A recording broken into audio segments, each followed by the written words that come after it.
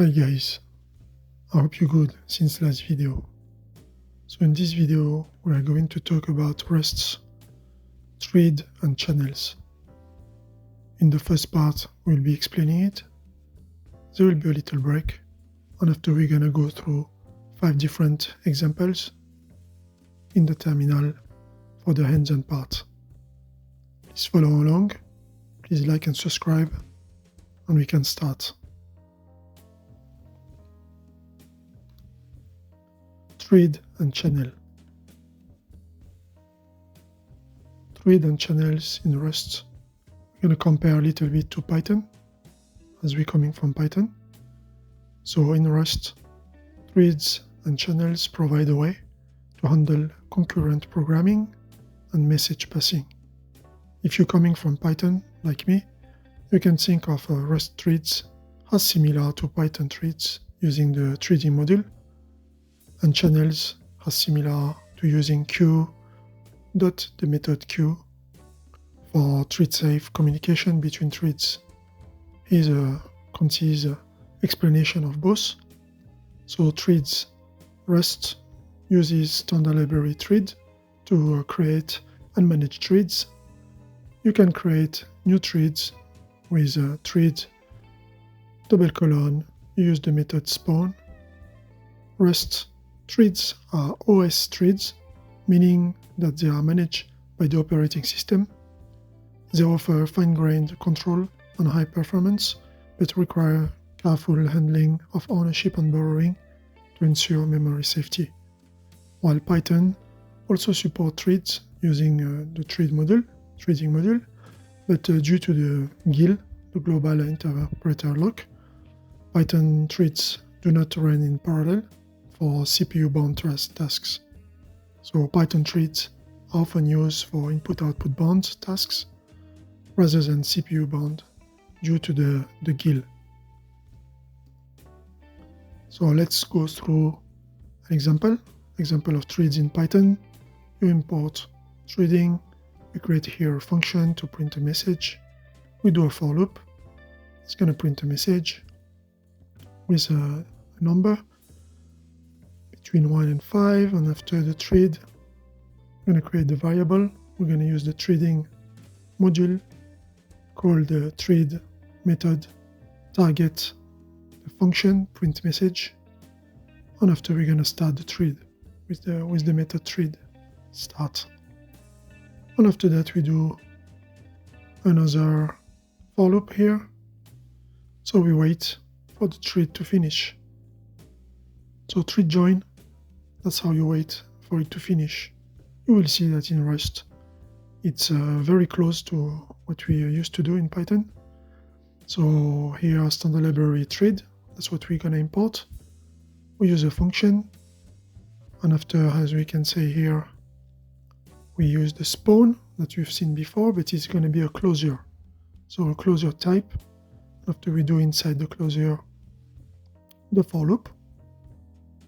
So in the same way, we got a for loop here, another one. So there will be the one which is the thread, and there will be another one which is just a normal for loop. So same here. And after here, we're going to use join. So we're going to unwrap. So here we're using unwrap. It is better to manage it using if-let or a match pattern. So here, thread spawn creates a new thread, and handle .join waits for the thread to complete. So similar to thread join in Python. Channels. Rust channels are used for safe communication between threads. Channels can either be unidirectional, so standard sync MPSC, multi-producer, single consumer. We will see that in the examples in the next part of the video, or bidirectional. So channels ensure thread-safe communication by passing ownership of data from one thread to another, which avoids data races. In Python, you typically use queue.queue to share data between threads. This queue ensures thread safety and is commonly used for producer-consumer patterns.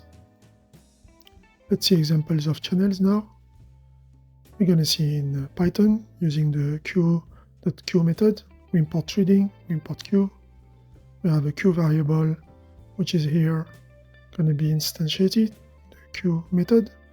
And after the producer is going to produce, there is a message here, and we're going to put in the queue the message. We're going to add the message in the queue. And the thread is going to be calling the thread method. The targeted function will be the producer function, and we're going to start it, and we're going to wait for it to be done. Received, queue get. So from the queue, we have put, and now we can get. And after here, you just print a receive. So here, queue.queue method is used to safely share data between threads. That's a way to do it in Python. Let's see the example here of channels in Rust. So we import standard library sync MPSC, standard library thread as before. So MPSC has a method called channel, which is going to return a transmitter and a receiver. It's a tuple. The thread, we're going to use the spawn method, which is going to be using here a closure. Move is to move the ownership, because inside the spawn method, we need to have owned variables in order to be able to work with. So there might be some problems and errors happening if you're using borrowed values, variables. And after here, we're going to use the send method to send the string. Here we use unwrap. You can use a match pattern for that, or iflet. And after we're going to use we're going to create a variable. So rx here, the other side of the tuple, the receive method, and after we're going to print the received message. So here, MPSC channel creates a sender on the receiver. The message is sent from the spawned thread to the main thread via tx.send and received with rx receive. Okay, so this is for the explanation part. It's not very long this time, because I want more to focus into the hands-on part, which will be more explicative. Let's have a break now. Please like and subscribe. Thread. Let's create the file. We're going to call it threading_channel.rs.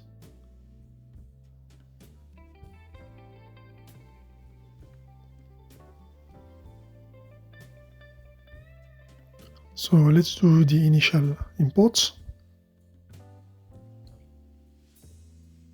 So we use here standard library thread. Here I'm going to do an extra import. I'm not going to use it for all the different examples, but for the first one, simulating a message, just to see how those are being handled. I'm going to use the sleep method. And I'm going to add here the decorator allow and use import. So we import the time from the standard library duration.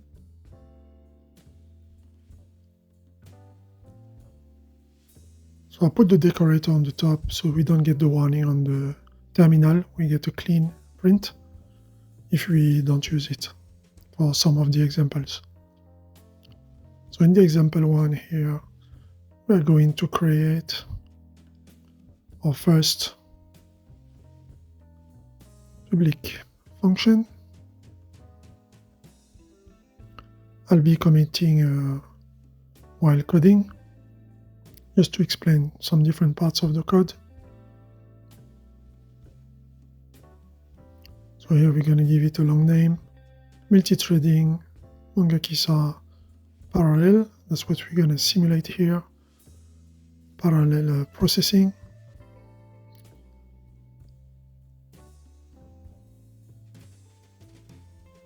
Example 1. So here we're going to create this public function. We're going to start by creating a spawn thread variable.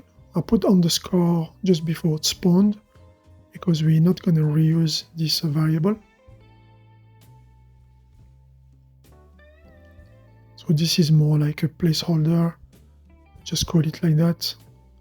After inside we can define the thread. Use the spawn function.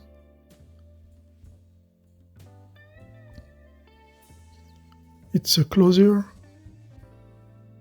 So we use here an empty closure, and inside we are going to define what we want to do in this thread, what processes we want to run.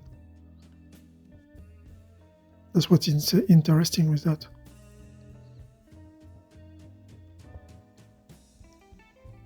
Let's play with that, doing a for loop for num in the range 0-50.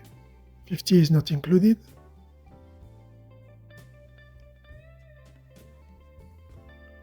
We're gonna print, let's print a message, a fun message.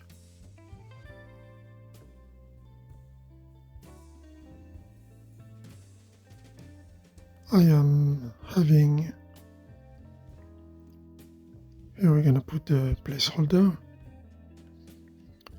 for the num, free drinks in the Manga Kissa.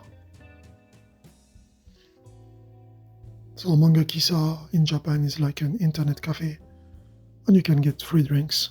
It's part of the service that you pay.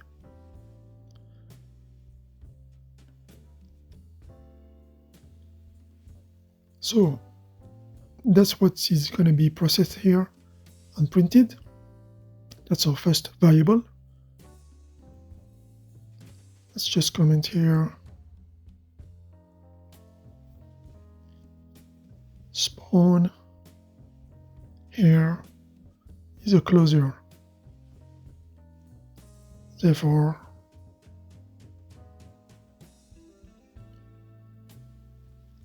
let's put it in the second line. Therefore, we use this notation.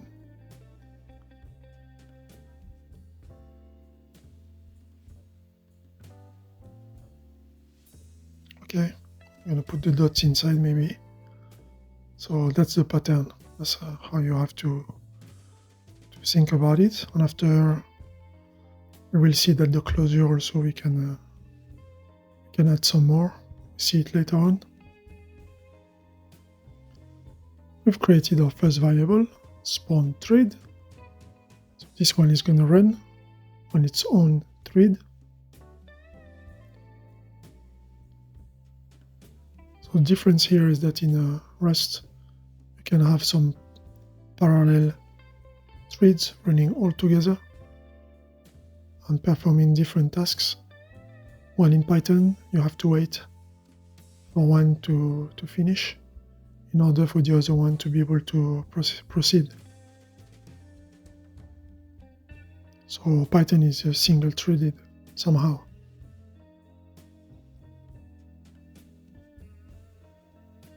And here we will be able to use the full power of the cores that we have in our computer and have multiple threads running in parallel. So here we create a second variable. Still this underscore before the variable because it's not going to be reused and we don't want to have this warning on the compiler. So I put 0 to 50. Make sure that the number is big enough. If you put 0 to 10 or 0 to 20, it might not work same as what I'm going to show you here.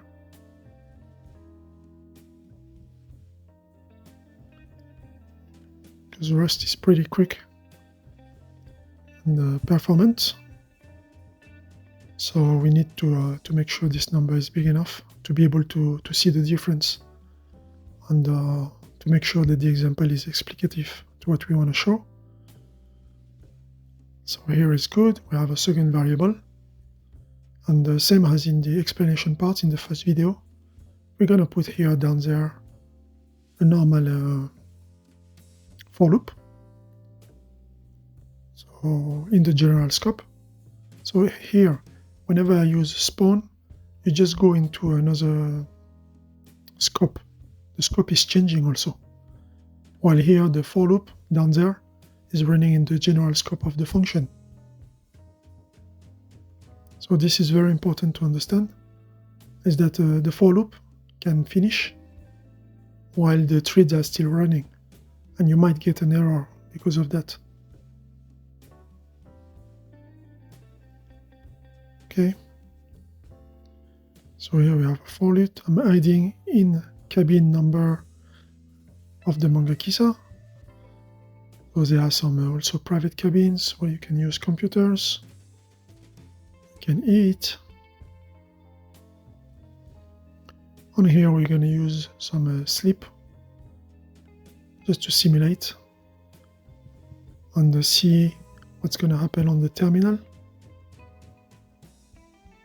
So here thread, we call sleep method with the duration millisecond,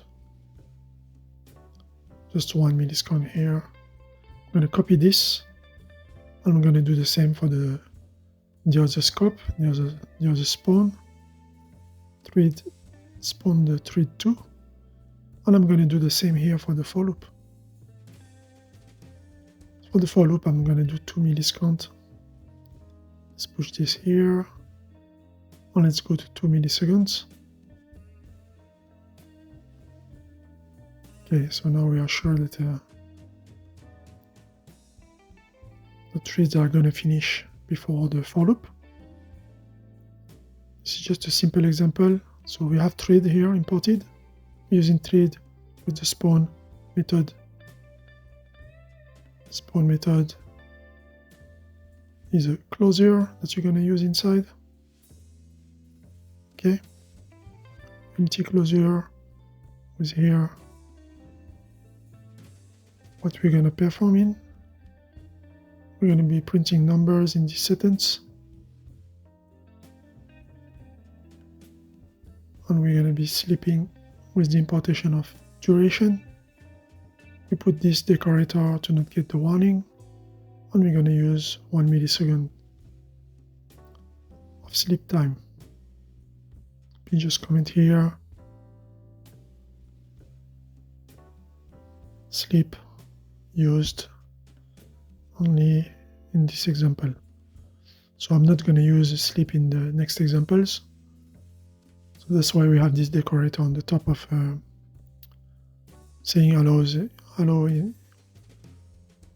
unused imports. And here we're doing the same for the second one, and how we have a for loop. It's going to print a message. It's going to sleep for 2 milliseconds. You're good with that?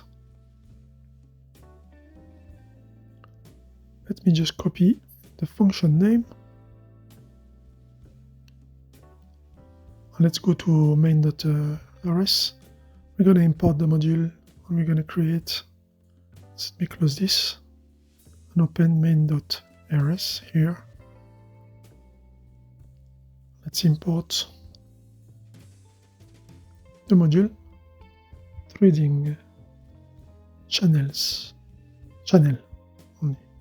Okay, and here I'm gonna call the module and put the function. Yes. Let's go to the terminal and let's call cargo to build it.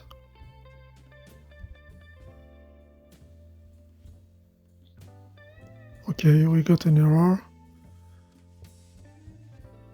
So I put O instead of 0.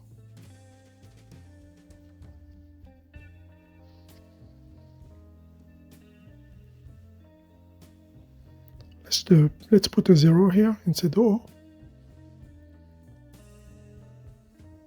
Let's call cargo again and you see they all process in their own thread. You can see how they overlapping. ID in a cabin 0, ID in cabin 1 comes here, cabin 2, and in between we have reading 0 free books. Should have started by 1. Free drinks, 1, 2, 2 free drinks. You see how it's overlapping. So because it's returning, every thread is working on its own. And after here, because of the gap of the 2 milliseconds, we get the rest. The function closes, we don't get any error.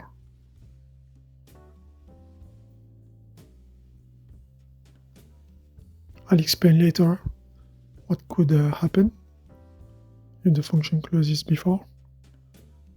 Arrive to the end while the thread is still running. Let's comment out this example. We're going to create another function.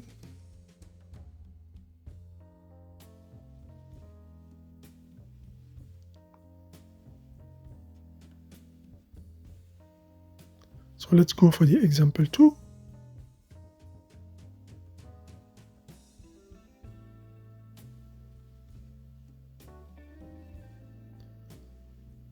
Public function, we're going to call it multi-threading manga kisa.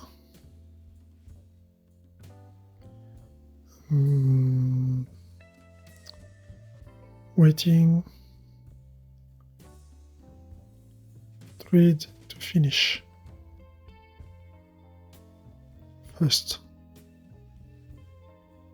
So in the previous one, they were all running in parallel and returning while processing their own messages. Here we're going to make sure that it's waiting the thread to finish first before starting the general function scope for loop. And here we're going to see how we're going to do that. So we're going to call a variable here, spawn thread, which is going to be equal to thread, calling the spawn function, which is a closure. And after inside the scope of it, you see those brackets, curly braces. I mean, this is a scope. We're entering in the scope, and here we're going to work in the thread scope. And from 0 to 10, I'll change this. We're going to be maybe println a message. So here I'm not using the underscore before spawn thread because I'm going to use it after.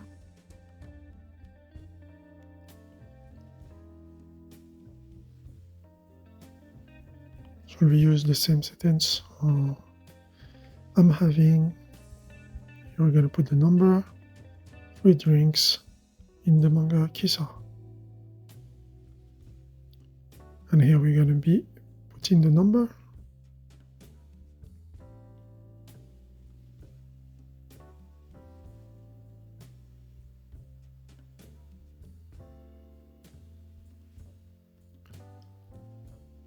Now,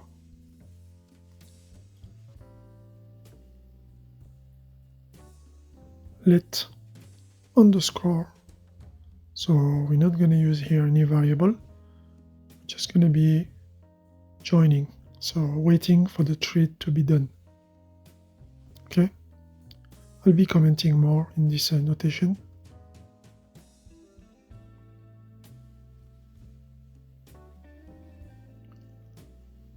This is closed. Now let's do the normal for loop. For number, so let me start at 1 and finish at 11. So we don't get this, I'm having 0 drink.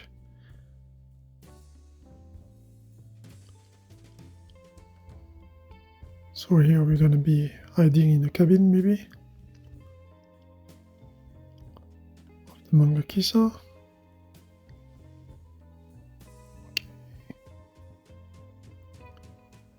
Who is hiding in cabin? And we put the number of the Mongo Kisa. Question mark, and we put the num. Okay.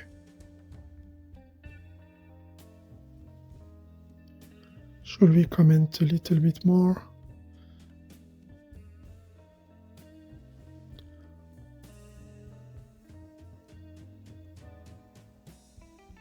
I'm going to copy the function name. We'll be commenting after. So now we can go to our main.rs. We're going to comment out what we've done before and call the module with this function, this new function of the example2, threading_channel. We call the function, there's no parameters. We can call cargo, we clear this. And you see, we got, I'm having one fruit drink from 1 to 10, printing first. Here, and after we're having who is hiding in cabin number 1 to 10. So using join, we could wait for the thread to be done before exiting the function or before activating the other parts of the function, general scope. It's good to see those two different examples for what we're going to explain later on. We go incrementally in the difficulty. So here we use the join, like in Python. Same method, same technique, to wait for the thread to finish.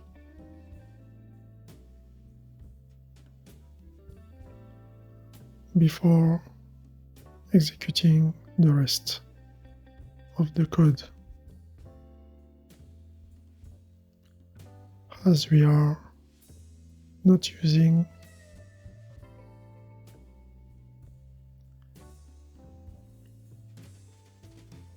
.unwrap,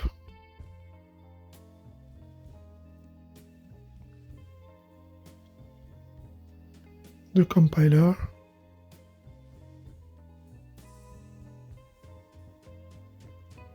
proposed to use let underscore equal, and after you put whatever you want, join.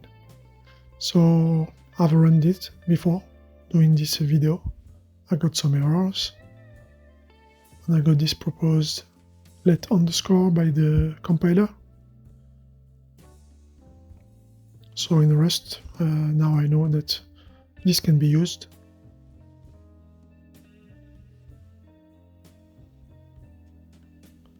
Okay, but I will comment the let underscore and use a match pattern instead of using unwrap.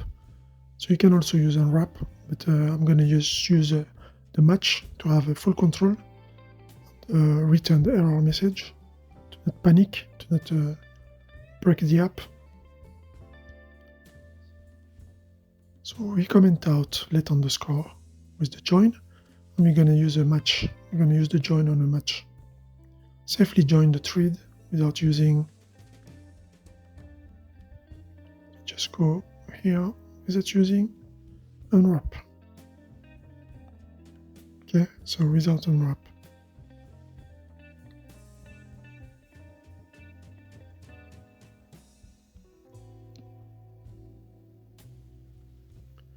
As it could panic.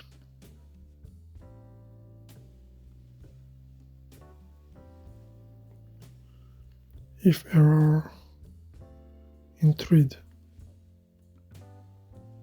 So here I'm using match. You can use if let also. I'll be alterning I'll be using sometime match, sometime if let, just to show you that you can manage your errors like that. So here let's use a match pattern on spawn thread just to see where it's from.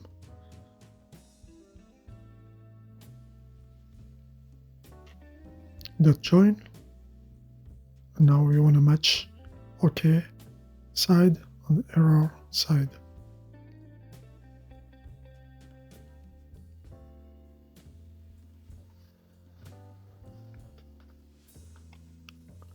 We're going to print a message in terms of OK.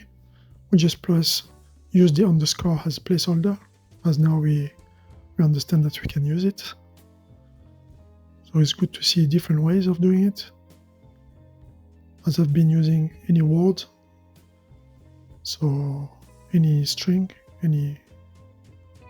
I've been saying data or putting explanatory word. Here you can use also just underscore if you want.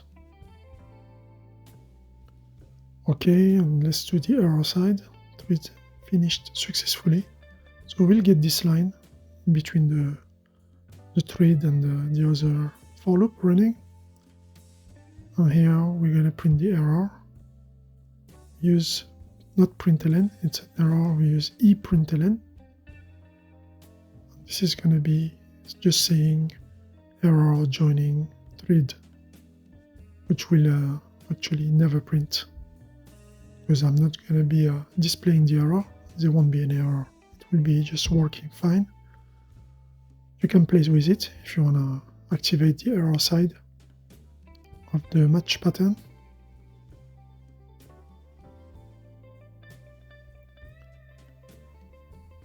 Here we go. Everything is closed. So here spawned. We created our spawn. We're joining here in the match pattern. Okay, we're not using the underscore anymore. We're using the match pattern to join and to check both sides, error and OK. We don't use a wrap. That's why we do that. Now let's cargo run. You can see here we have everything under control with match. We can print the message. Thread finished successfully. After you can have another logic happening at that moment thanks to the match pattern.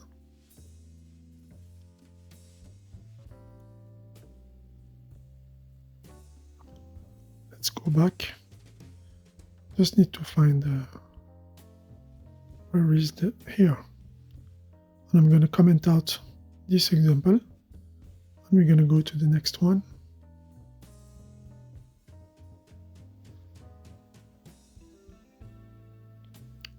Example 3.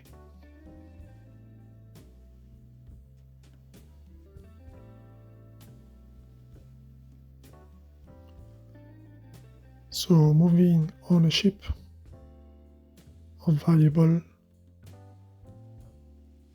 as the thread runs.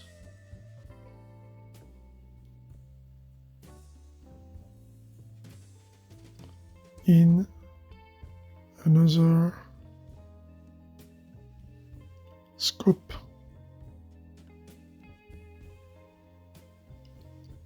Parallel to the function. So as I told you before, the thread has its own scope. The function has the general scope. That's why we need to move to use an owned variable. And here I'm just going to be using a way to move a borrowed variable inside the thread. So multi-threading Mangakisa, moving ownership if using variable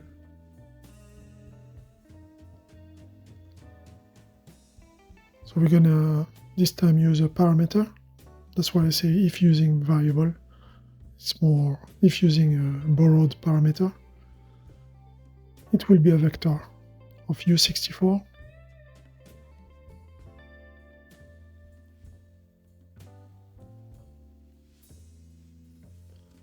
I'm going to use the owned vector for the moment.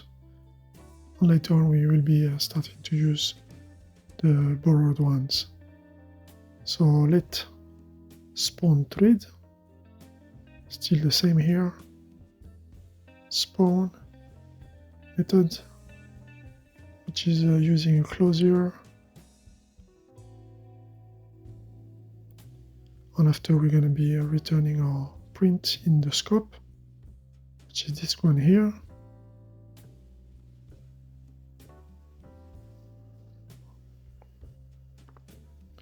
And in the scope, we're going to do the same, a for loop in v, the vector, iterating. I'm going to use the method .iter to iter on the vector, which is going to be doing the job for us to borrow those values, get the number. After the print, Ellen is going to be able to access to those values and put them in the message. I'm increasing my listening chakra, power to X number to understand, to be able to listen to Maruto while the volume is down to 0. Do not disturb people in the manga Kisa. And here we put the number.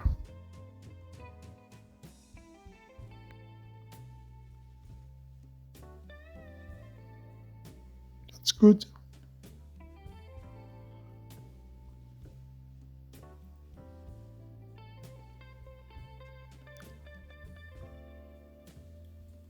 Next, here,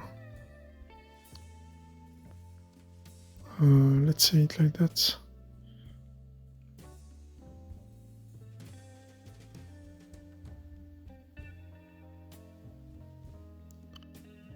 I'm gonna just match, or I can comment, it's okay. Let's match directly here.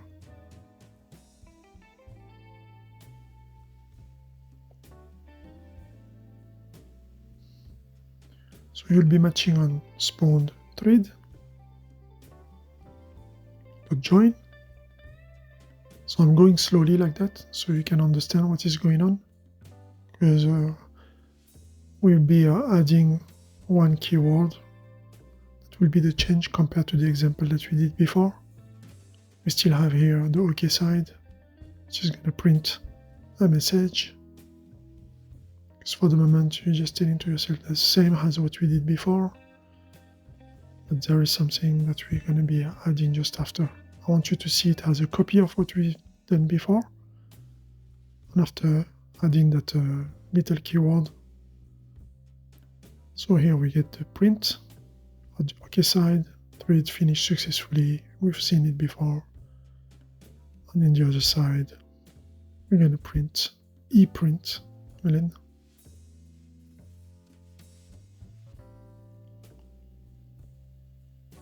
The message.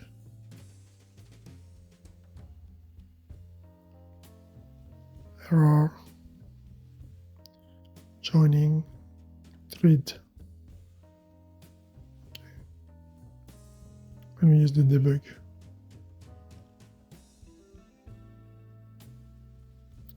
And the arrow E. Okay.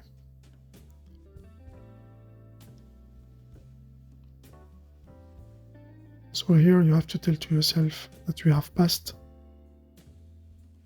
an owned variable to the function, the vector. We want to use it inside the thread. How are we going to do that? So here I'm just going to be printing also here a message just to have something running in the general scope independent of those threads. It's just a for loop. I'm watching Naruto in an open space, of the manga kisa. So different open spaces, they'll be numbered without any sound. Okay.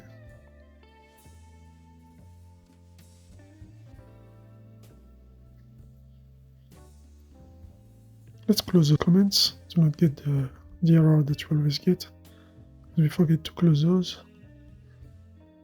After we're gonna be adding one little stuff. We get a vector which is owned. Okay.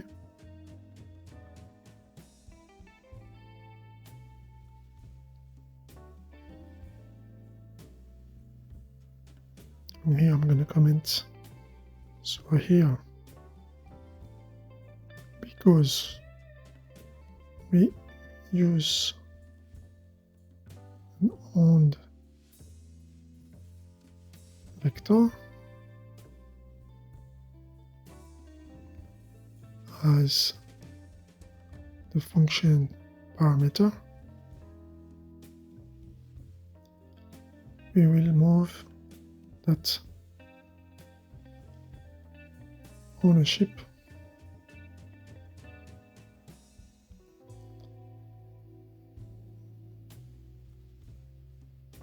so this vector is owned. We're going to move the ownership into the closure. Okay, so here we need to use the keyword move. That's what changes compared to the previous example.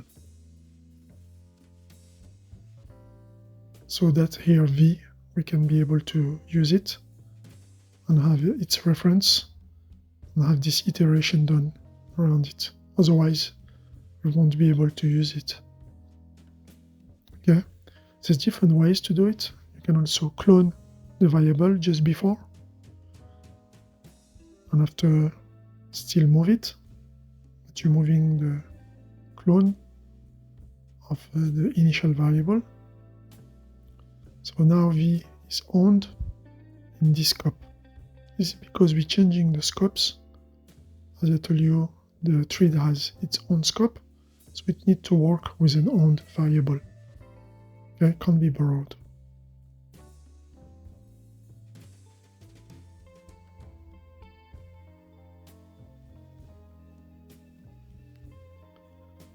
We need an owned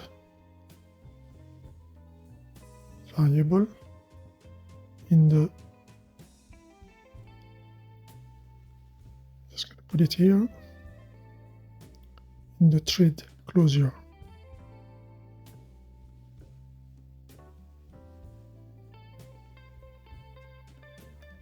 So you can also vclone, as I told you, you can also clone it. I'm not going to do it, but I'm just going to show you how you would write it. So you can also clone vclone this way. You can use the method clone.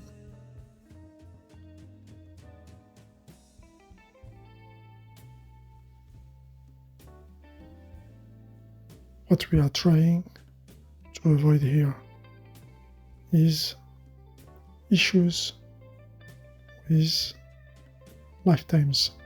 So lifetimes having different scopes in the function, so you can get issues of some variables or some processes running in that function finishing before the other ones. The other ones are not done yet, and borrowing issues also.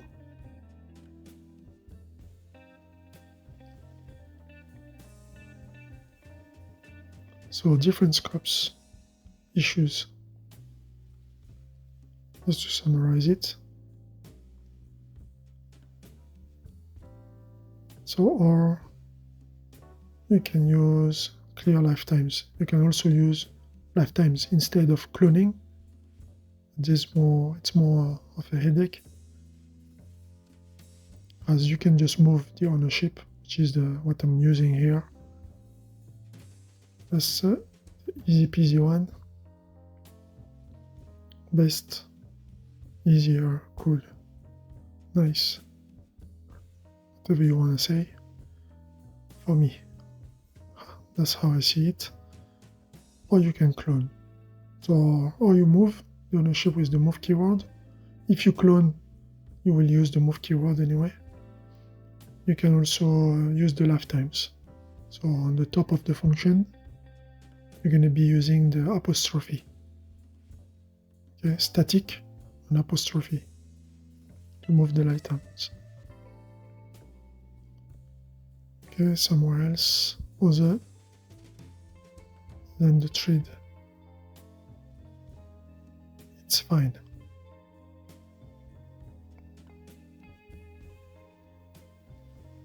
So that's what is interesting. It depends on what you want to do. If you still need the variable or not.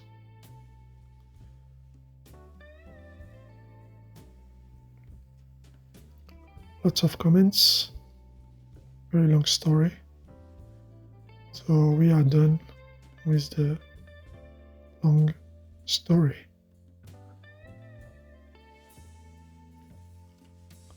Let's close those comments.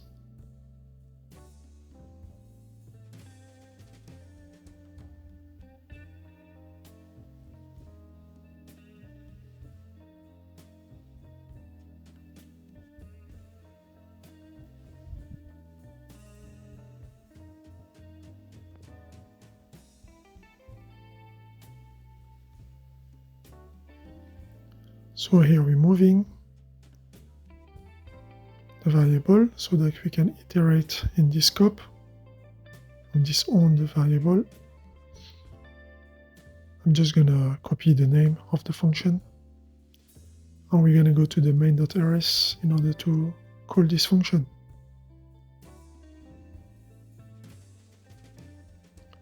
Let's comment out what we've done before.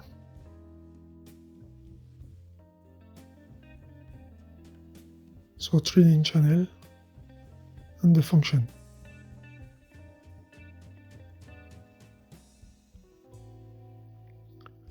Let's clear this and call cargo.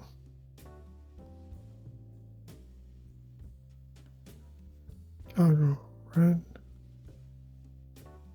Okay, what's happened?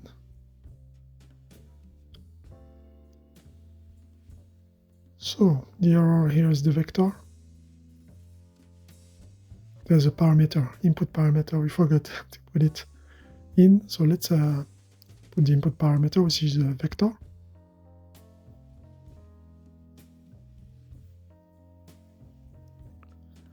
We use random numbers, 109, 2007, 75,012, 0, and 100. So we got a vector. Let's clear and let's run it now, it should work. Yes. So you see we got a sentence with a typo, but still I'm listening to the chakra, using the chakra power multiplied by the number. And after we have the other part running, after having handled the message thread finished successfully. So here we have used a parameter. We have moved that owned variable inside the scope. We use the move keyword, which is going to be moving the ownership. So inside the scope, the variable v will be owned. Let's comment this out. And let's start our next example.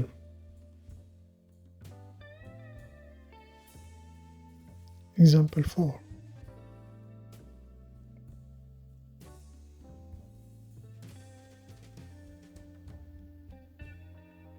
After this example, we will try to have a little break. And after we're going to do the last very interesting example ones. Threading, but passing messages. So we're going to use the channels here. Okay, from threads to other threads. So we're just going to be passing the messages from one thread to another.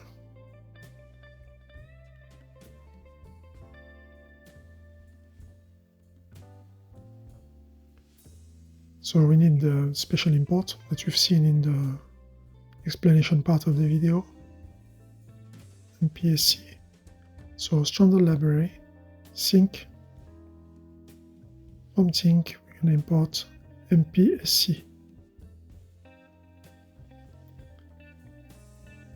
Multiple producer, single consumer. That's what MPSC means. MP, multiple producer, SC, single consumer. So that you don't forget the rule. It's really good. We're going to use our function used in previous video to print the type. So here I'm just going to be putting here again this function that we've used in some of the previous videos, where we were checking on the types of the variables. Here we might want to check what are those types. It's good to follow along. It's good also to see on the terminal what are the types returned by those functions, so that you know how to handle it and why we handle it like that also. So for the analysis purposes, and to get informed about interesting variable types to analyze. So just I'll be printing those types. So I'm not going to explain this function, I'm just going to write it. And I'll be using it inside the example in order to have those types printed.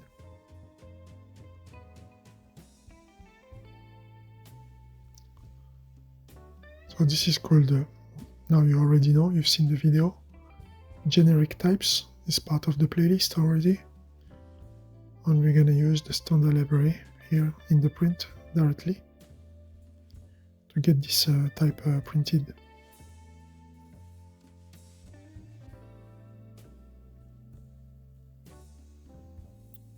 Choose a comma. It's almost done, it's just a few lines of code. So here any, and here we get the type name of T.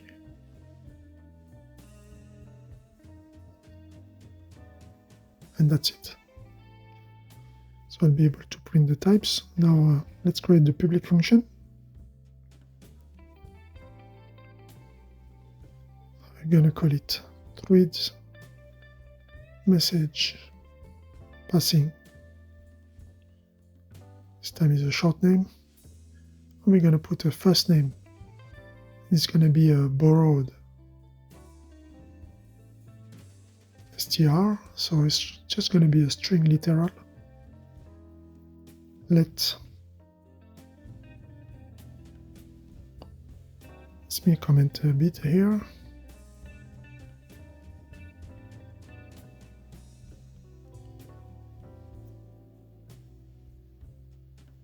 So we are going to use channel. Okay, the channel method, which returns a tuple. As we've seen in the first part of the video, channels are going to be returning a tuple composed of, let's check here, a transmitter, and the second parameter, a receiver. So that's the tuple, and here we call it using the MPC, we call channel. Now we got it. So MP, multiple producer. So the transmitter that you see here, you can have multiple of those. But the receiver, you can have only one. SC, single consumer.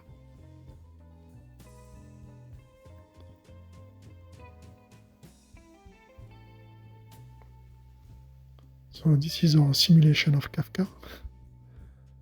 We need to own the value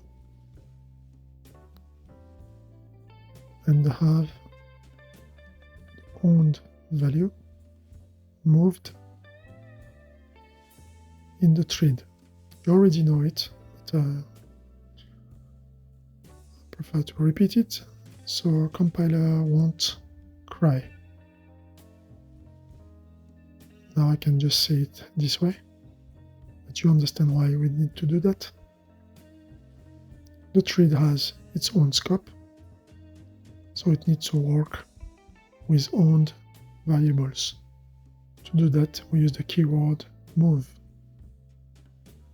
Move is going to move the ownership of the variable so that we can play with it inside the thread.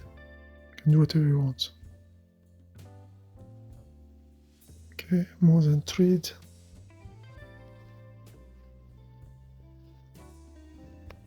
So I just repeat the story about the lifetimes. Now you get it, that the function can end while the thread is still running.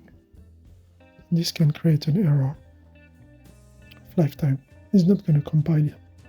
Compiler is going to recognize it and tell you use lifetimes, or I'm not going to compile, or move the ownership.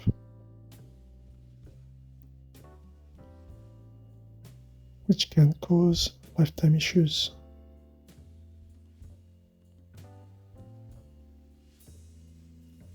We repeat again, but we are sure to understand. Like that.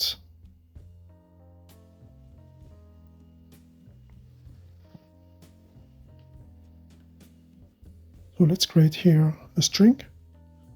We got a $str, so that's a string literal. We can put it inside here to get our string directly. So the name, first name,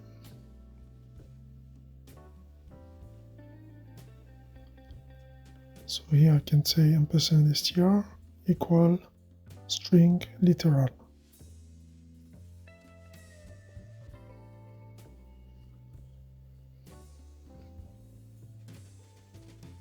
Let me close those comments. Start to be a lot of comments.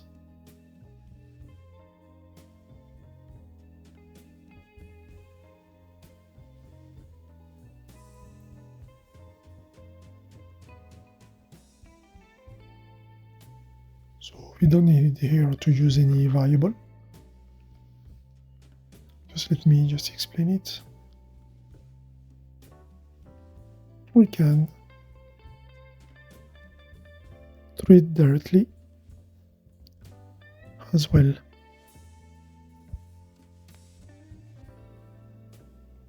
Without calling a variable on it.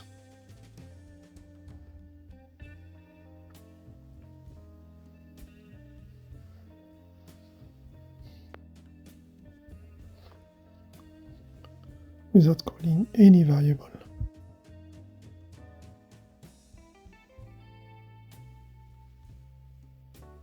No let var. Okay. This is clear.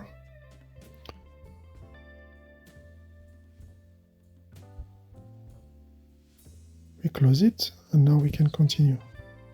So thread spawn. Just to show different ways of using it. We don't need to be doing the same every time. Now I can put the move keyword straight away from now. This won't be a surprise for you to see it, as we've used it in the previous example. So what do we want to move? We use this move for the name, which is going to be moved here. So the sent name, it's equal to, now we get the first parameter of the tuple, transmitter, and we use the method send in that one, and we put the name which has been moved, the ownership of it. Okay.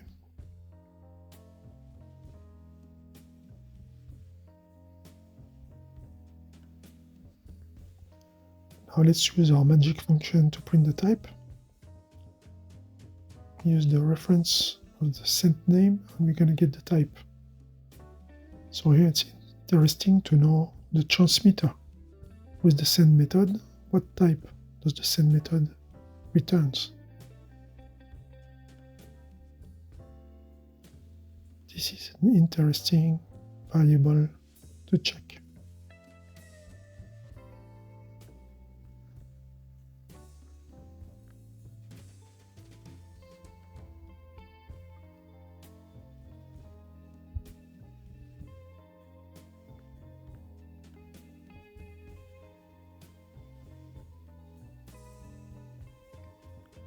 Instead of match, let's use, so here instead of match I'm going to use iflet just to vary a little bit.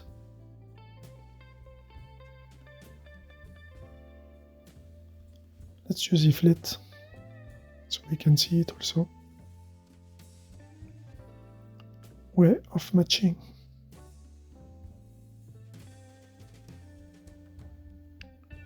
Pattern matching.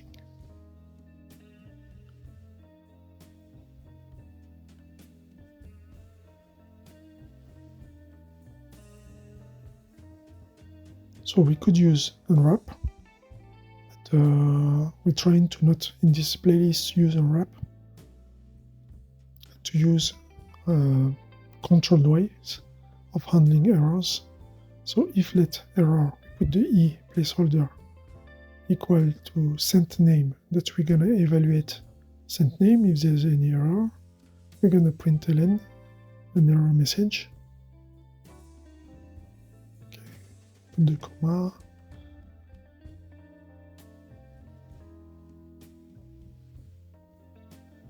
The error message will be a very simple one. Error joining thread, and here it's going to be E. Okay. It left string, else. So we want the else side to be printed because that means there's no error, and that's what we're going to get anyway. Println, and here we're going to be printing a message, very simple one. Thread message successfully sent.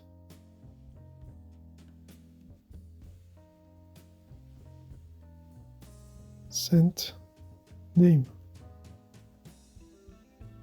Okay.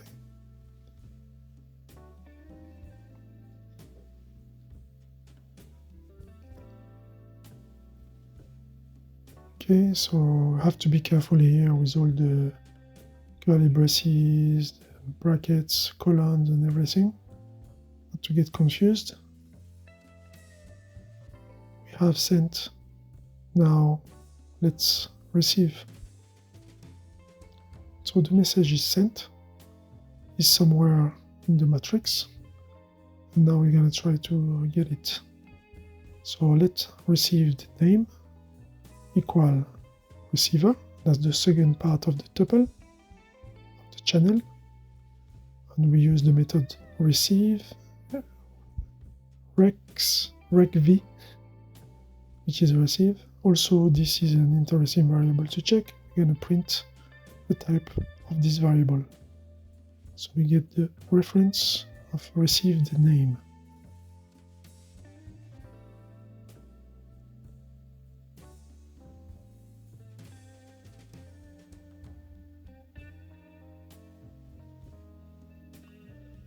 Now we got the type here. Let's use the match. I'm just going to use the match. You've seen iflet, how to write it. You know how to write it now. So the way of pattern matching, so that you see some variants of how it can be handled differently. This is done, commented. We just go with our match keyword on the error side, now on the received name here, copy and paste, and we're just going to check the OK on the error side. Here we go for OK, capital O, we just put data, So that's just a placeholder. We can put whatever we want. I can change it if you want. So println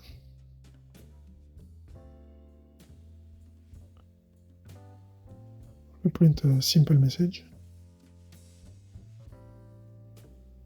Left de manga Kisa at 12 a.m. 3 minutes 43 seconds. Instead of data, I'm just going to put any word here. Explanatory word, name of the person. Name of the person. That's what we're passing into the message.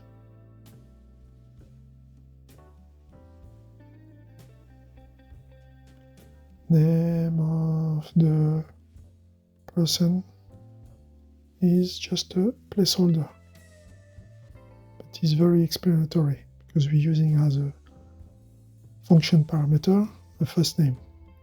So put whatever you find explicative to you.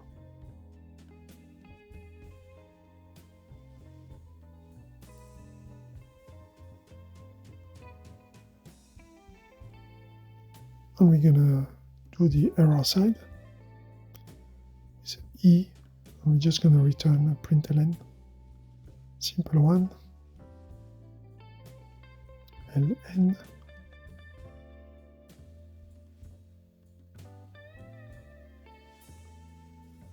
error, joining the thread. We go for E.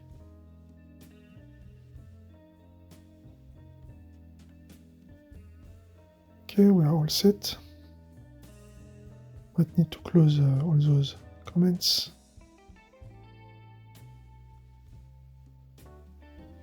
Close this.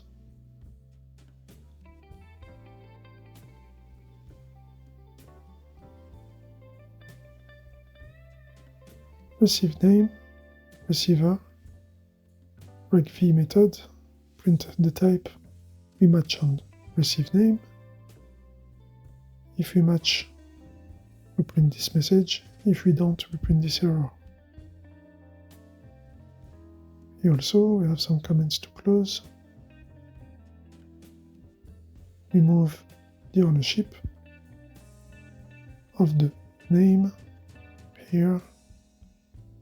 The name that we have defined here has a string, taking the first name inside the input parameter of the function. We print the type of it. We use iflet to handle the error or the returned message.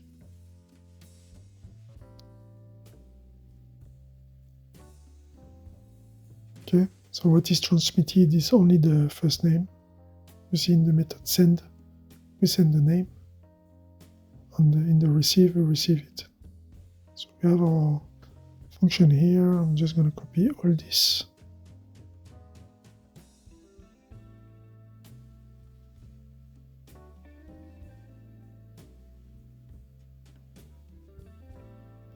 Just going to say here pretty quick,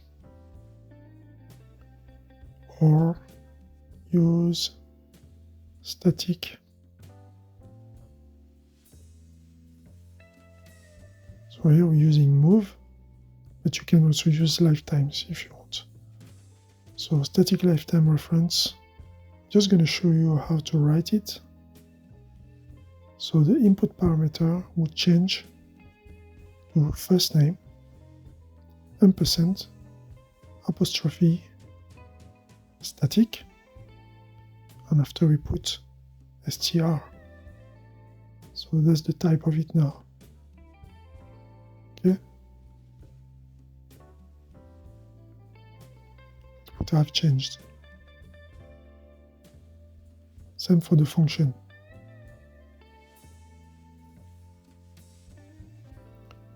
As function parameter.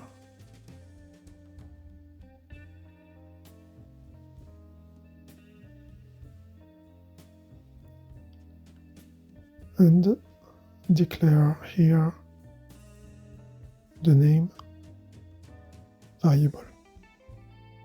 So at this time, Rust will be able to understand that the variable is used inside of this scope, and the link its lifetime to this scope. So that its lifetime is linked to the thread scope and not the function scope. So after we exit the thread, the variable will be dereferenced. It will be not existing anymore in the memory. Let name equal string from first name. So we would be using this, but inside the thread.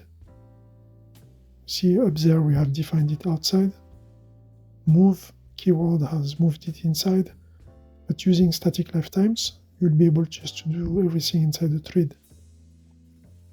Defining it, because it has a static lifetime. So let's keep using our move method. We're not going to use the lifetimes today. First name, ampersand string, the tuple, transmitter, receiver, okay, which is a tuple, a channel, that's what it returns. Yes, we got it. After that, we instantiate a name variable with the first name string literal. We create a string. The string ownership is moved inside the closure, inside the thread name. Okay. Name is moved. Transmitter is sending it. We're going to check the type of the send name variable. We use the if let to handle the error. Receive name, regv method, print the type and match here to return a message. Okay, now we are all set for that. We do main.rs and create a new. Let's comment this out.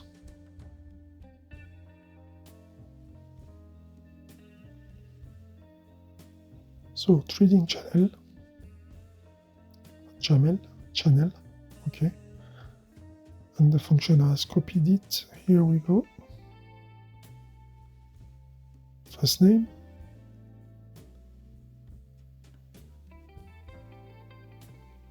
So I'm gonna put here just a random name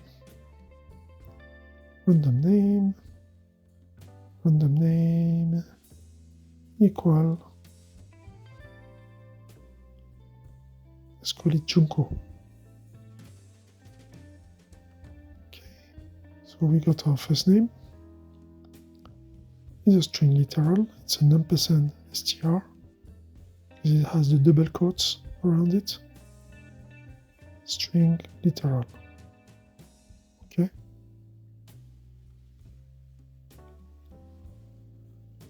Double quotes, Junko. So Junko becomes a string literal.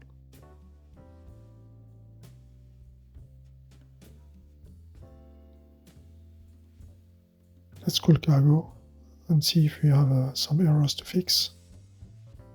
Yes. So we have an unused import. We are misspelling. We have print lm instead of print ln. So the move, there's something going wrong here because we didn't put the semicolon at the end. So after there is a cascade of errors because of that. So let's fix some of the errors step by step. Call cargo and make sure it prints. Let's get out of this. Trading channels, okay. So what can we fix here? We had MPSC. Here I go MSPC. So MPSC. This is fixed. Clear. SQL cargo. Let's see what's left. Okay, here I forgot let. There is a comma. So that's when I'm using the match pattern. So between OK and error, it has to be comma separated.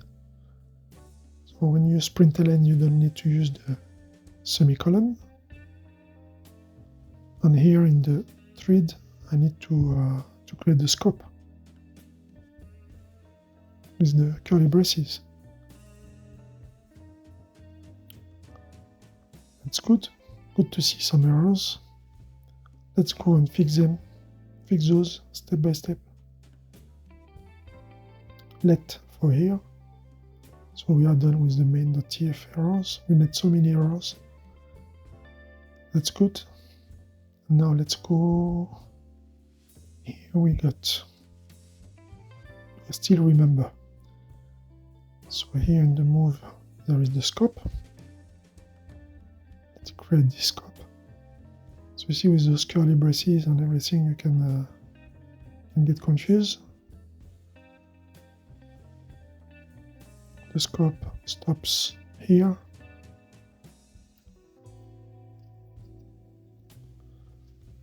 Okay, just check. Should be fine.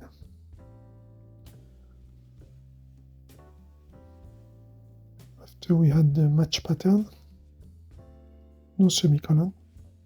It has to be just a colon. And here also. I think we're good. Hope so. Println. Yes, I forgot this one. So let's go and find the println.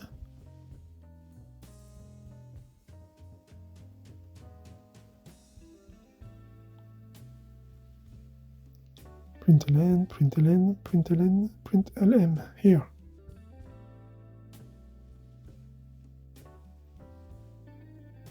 And now it's gonna be showing us the result that we wanted to show. Okay, sent successfully. Okay, and we get Junko left the manga Kisara at midnight, 3 minutes and 43 seconds. And we get the types also printed. Interesting. So let's just put those types in. Here we get a result for the send and the send error, which is going to be capturing the string, the type, and the receiver is going to receive the string, and it's going to be returning a result of the string and the receive error.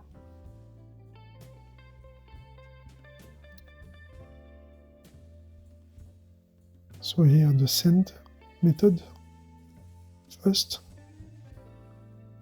Let's clean this a bit. That's not for him, that's not for him. Okay, so now we got what's the send method is returning. It's returning here send error, and here this one is just returning a result from the core library. So let's put a little title. Those are the possible types returned by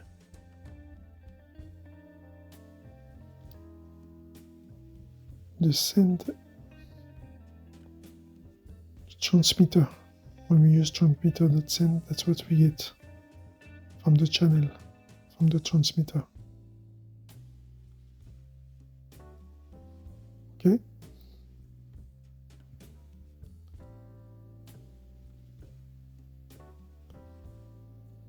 So here, this is the core result.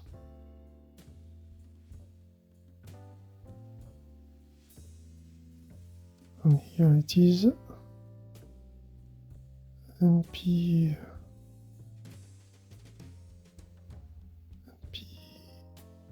single consumer SC. Should be SC, yes. MPSC.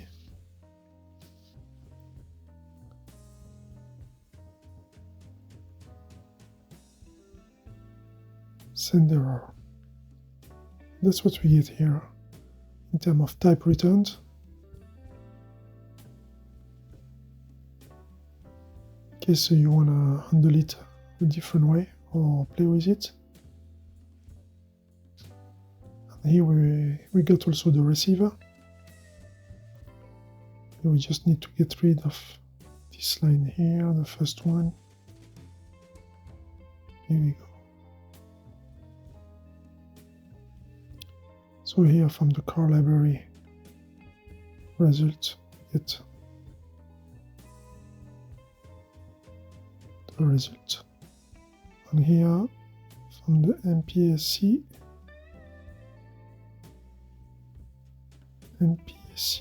we get a receive error.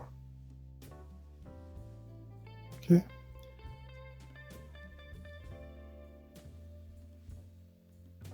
So depending on what you're sending, what type you're sending, if you're sending a vector or anything else, here we're sending a string, so it's allocated the string for the result. While it's important to know that the type sent and the type received has to be the same type. It can't be a different type. So those are the types that can be returned by the regv method from the receiver, the channel receiver.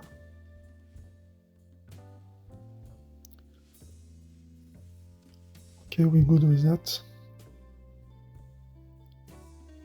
Interesting. That's the last comment for this example.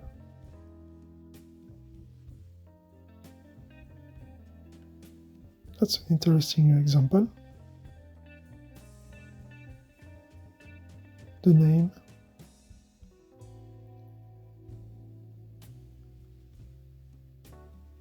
Just going to be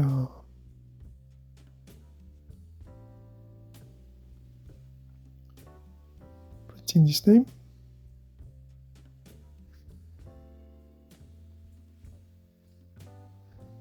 I just want you to see the different the lifetimes. So here you see we got it before the move. It prints. That's cool. This is expected. This is not hard.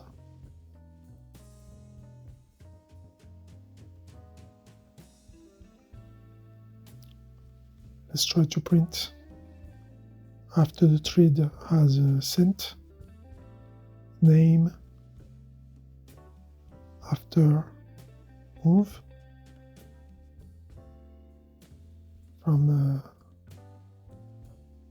from receive, no, from sender, from transmitter, let's call it like that.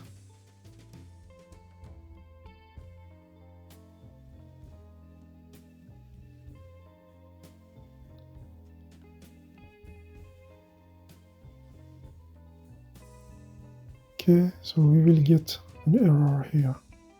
We already know it. So let's use a match pattern directly.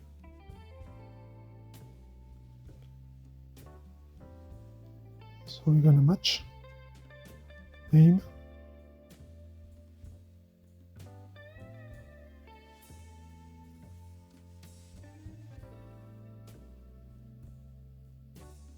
okay, let's close it here. Use the println for the OK side.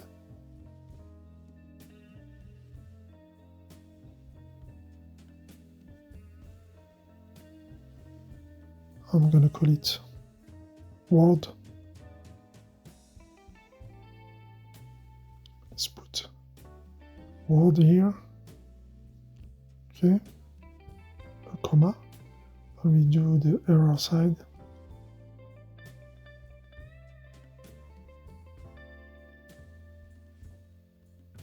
We put just a short message.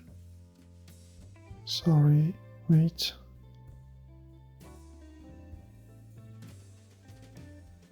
The ownership has been moved already.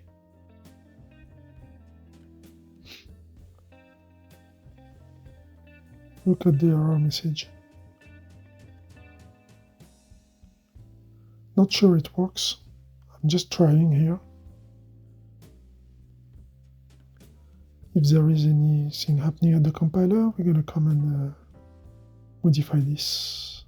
Cargo run.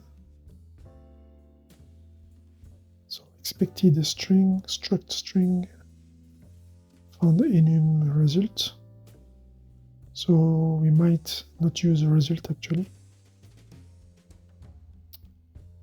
Yes, it's not going to work with the result. This expression of type string, expected string, found the result.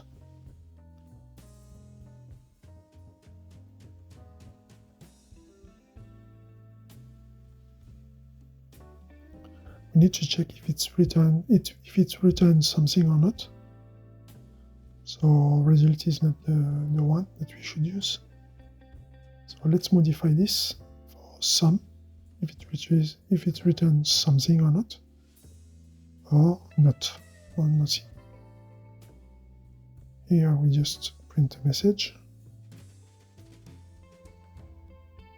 Okay. And we need to match here.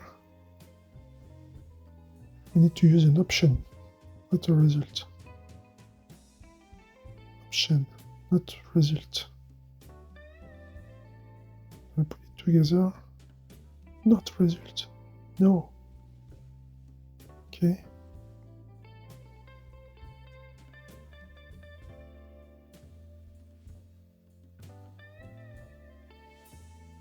So option name. We're going to create the variable option name, which is going to be an option.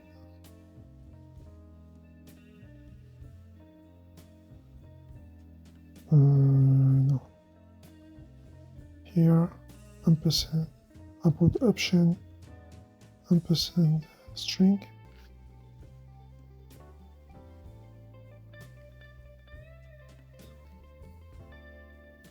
And we check sum of the input parameter for the moment. This should work. Okay, sum. Okay, this work. So before and after, because this one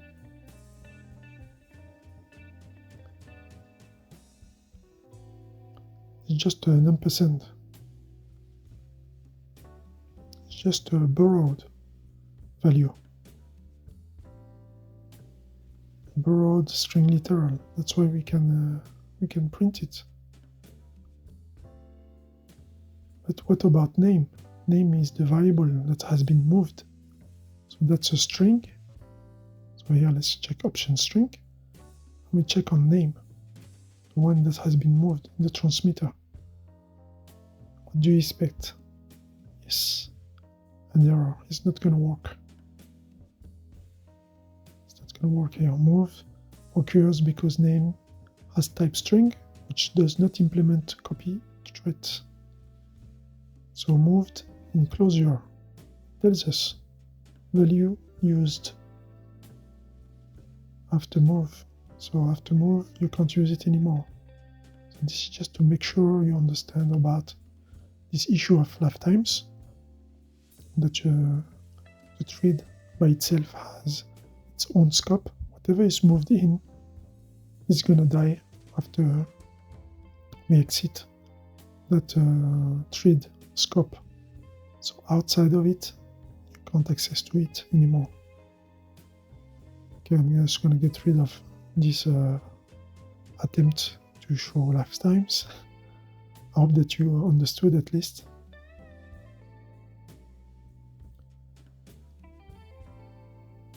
You see how making those errors are just printing those concepts in our mind. Let's have a break. Please like and subscribe. Please don't forget to like and subscribe. Example 5.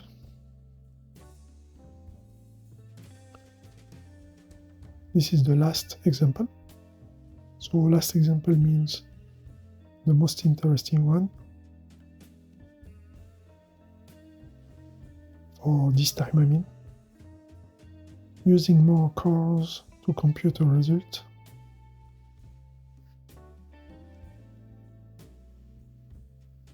In a quicker way.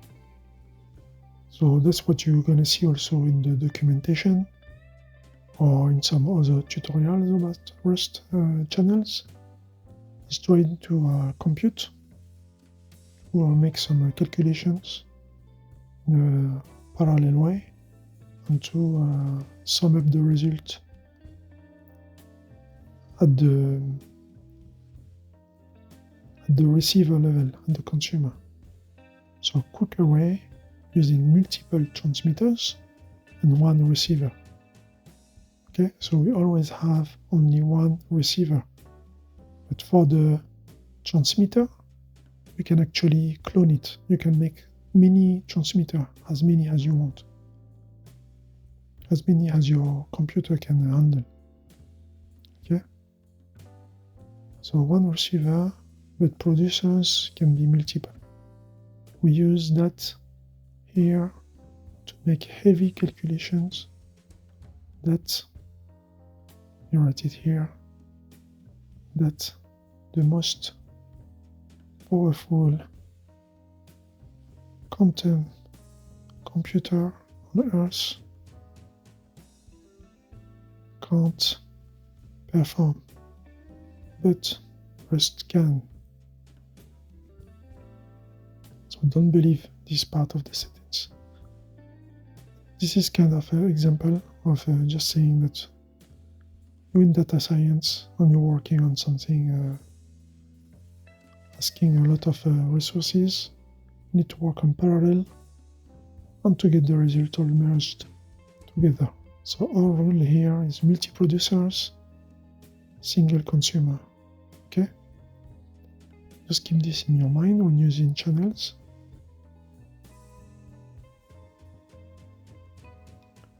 Which is actually what does this import means, MPSC. Multiple producer, single consumer.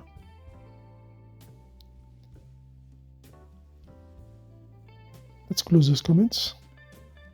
Now we got the context. We're gonna go into the coding.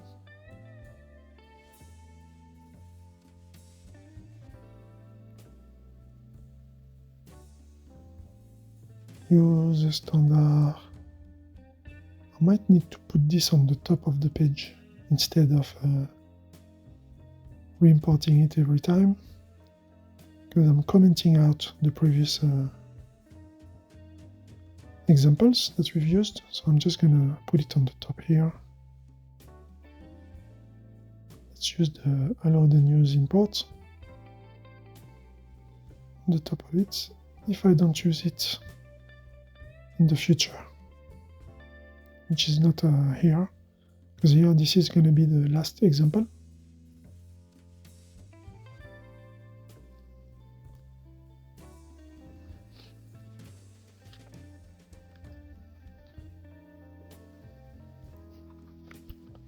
Let's create a long-named function again. Multi-threaded, parallel, produce, and receive once to calculate result. Okay, and this is going to take a vector.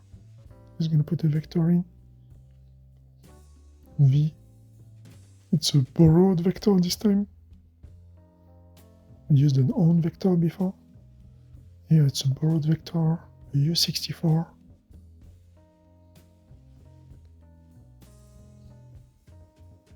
And now we're going to create our channel with transmitter and receiver. tuple, always returned. MPSC, we call the channel.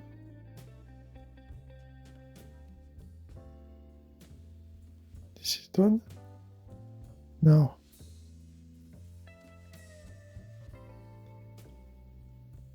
spawn a thread for each element in the vector. Okay, we're just going to be using a for loop. So instead of creating several variables, we're going to use the for loop. And the for loop is going to be using for each value its own thread. How to do that? You do your for loop and you define the thread inside of the for loop. You're going to tell me, but there will be errors because we can't reuse the variable. So clone the transmitter for each thread. That's the trick. So every single time the for loop comes back to this line is going to create a TX clone, which is going to take the transmitter and clone it. So every single time it's going to clone it. It's going to be traveling in a different thread. So get current number from the vector, which is going to be I, so the value, which is V at the I index. Okay. Close this.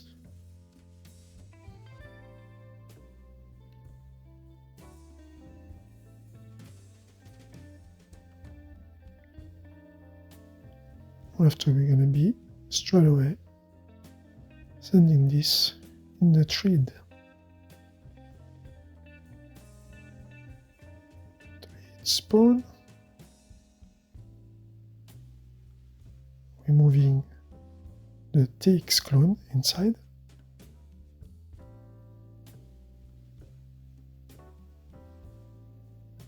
Okay, so this is its own scope.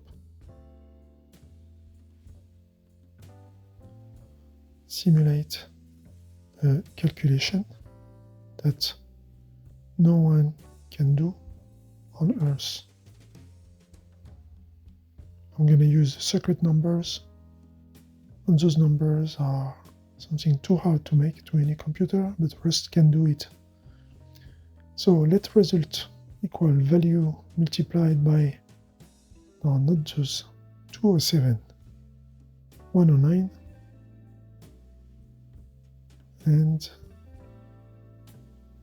04. Yes.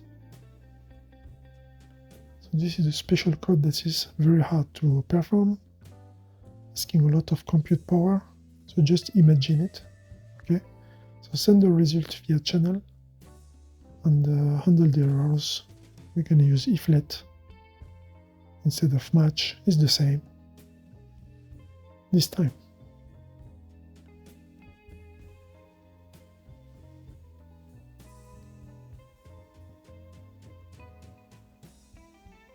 Okay, so just to vary, you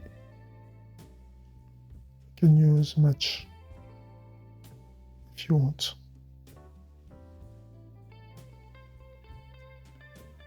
Here,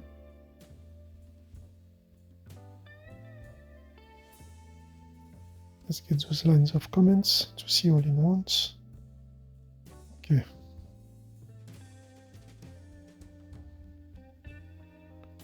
Trying to answer the questions with those comments, repeating again and again.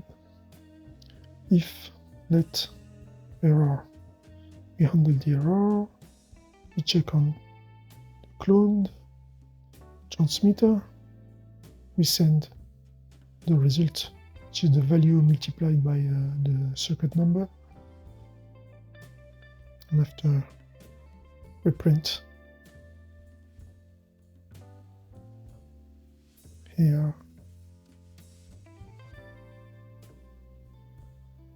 message, just a simple message, same as what we done before, error sending result, and we use the E. In the else part That's what we want to actually get. Because it's gonna work. I hope so. So print ln, and here we get our message. Just gonna get rid of one line.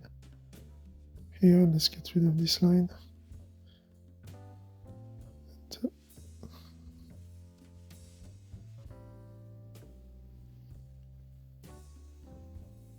So let's say thread successfully sent result.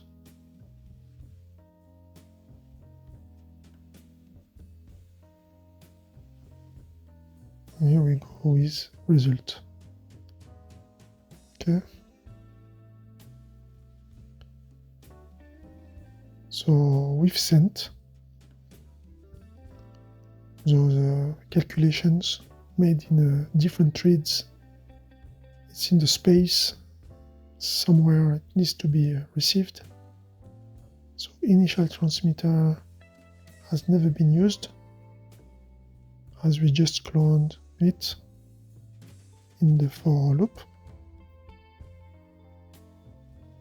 Okay, this might be a scenario where you want to use it to compare maybe, or to do anything else with it.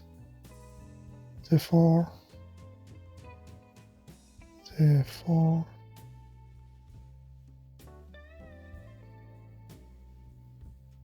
we need to drop it. It's not that you can reuse it. The problem here is that the receiver is going to be just waiting for something to come, and nothing is going to come.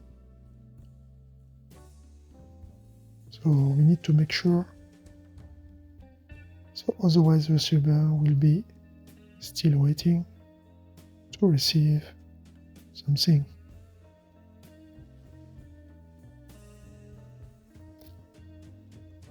We're going to use the method drop. Drop on what? On the transmitter of the channel.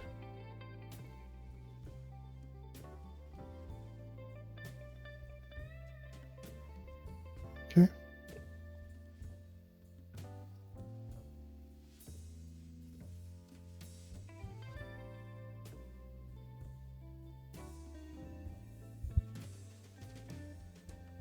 So we prepare this.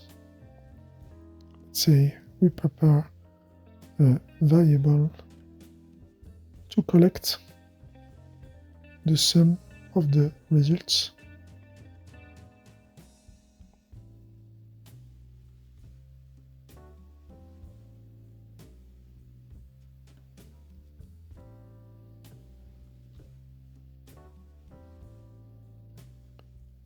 So we create a mutable variable total. It's a U64. It's going to be equal to 0 just to initialize it. And we're going to be incrementing that number. So we receive results from the threads one by one. So those different operations are going to be done, are going to be sent. And we're going to push those one by one to the result. We're going to be, I say push, but the result vector.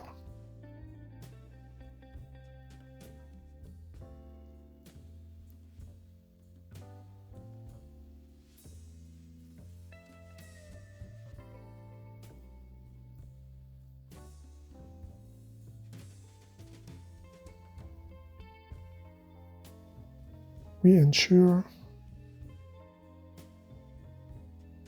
to receive a correct number of results by using a for loop. So here also we're going to use a for loop with the length of the vector. So the initial vector has some parameters, has some numbers, U64, and the receiver has to receive the same number of results. for underscore, because we're not using here, we just want to be checking on the length of the vector, 0 to v length, handle error using match.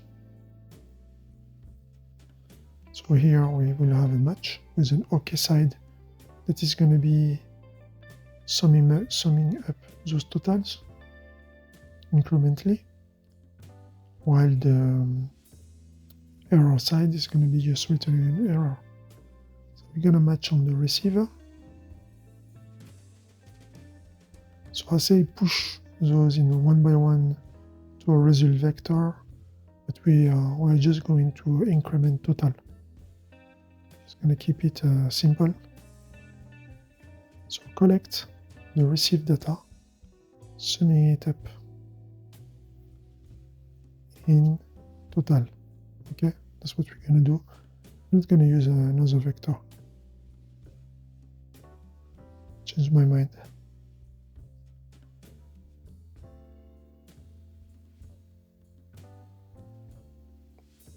So the OK side, just say data here. Now you understand it's a placeholder. Just put whatever you want. That's what I've seen in the documentation. Total plus equal data. Okay, we keep incrementally summing up those results. And the handle receiving errors that we are not going to get. This is going to work perfectly. Error print ln. Here let's just print a message error.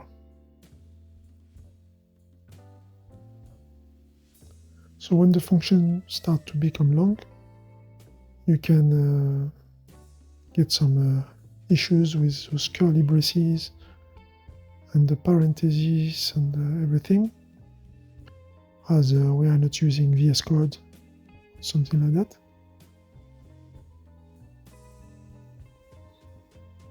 Because this is a way that I use to discipline myself. And also to not get those suggestions as I'm learning. So I'm a very quick learner when I get to fix some errors actually. So print the total sum. So now that we got that, we can just print the total. And after I'm going to be fast forwarding a bit, just to fix those curly braces and parentheses. So let's close the comments.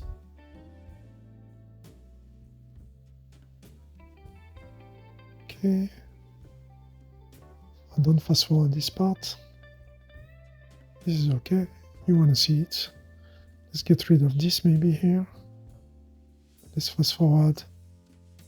Okay, I'm shifting it a bit. I forgot one. Okay, now let's go in the recap. Vector. We transmit, receive through the channel. We iterate through.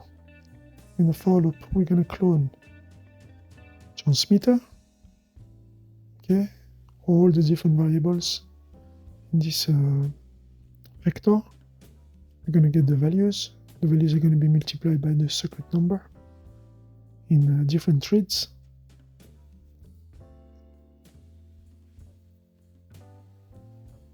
Okay. I think it's fine. Yes. So this has to be inside the for loop, this thread, to be able to use the value that has been created before.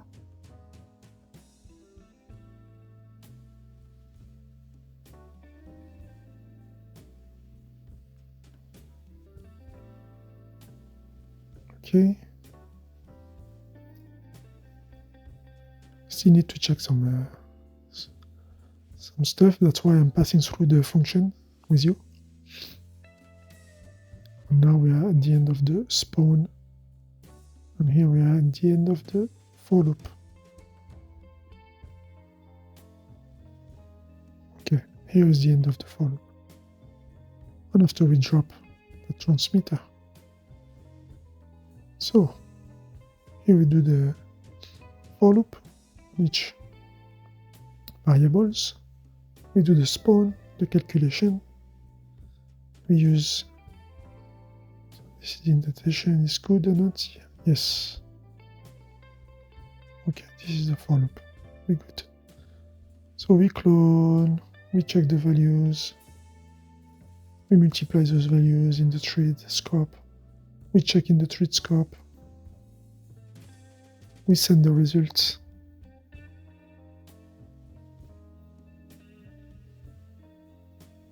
We drop the transmitter. Here, let mute total. I just need to put a colon. Okay. So here we initialize the total. It's a mutable, so we can modify it.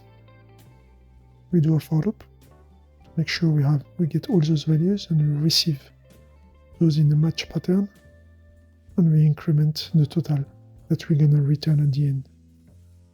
Okay, we should be good here. Yes, total. Okay. Let's copy this function name.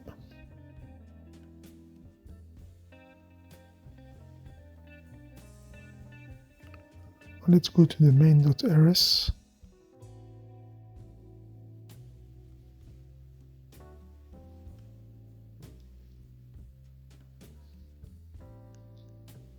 So trading underscore channel. We're gonna use the function. We need a vector. We're not gonna forget it this time. So let me use the other way to call a vector from. Okay, and we're gonna here create a vector with the random numbers that we've been using in this playlist. 205, 2005, 2007, 2009, 2014, 2024, 109, and 75,012. Okay, now we're good with that.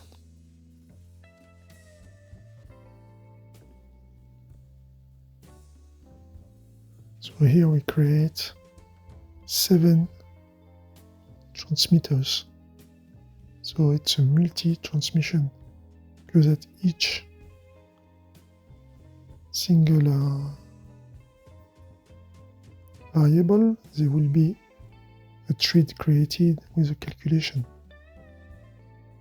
Cargo run. So let me get rid of this semicolon because we don't need it.